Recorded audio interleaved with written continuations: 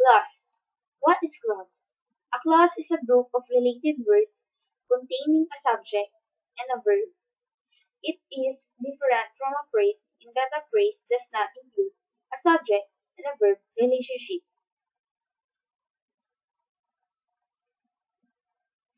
Clauses come in different types: independent clause and dependent clause. Independent clause are main clauses as a subject and a predicate and expresses a complete thought. Every main clause will follow this pattern: subject plus verb equals complete thought.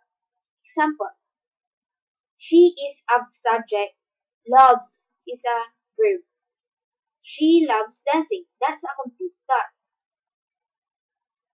Dependent clause or subordinate clause as a subject and a predicate but does not express a complete thought.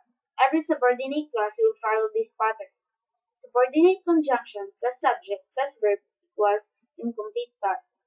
Example: because she loves dancing. Three types of dependent clause: adjective clauses, adverb clauses, noun clauses.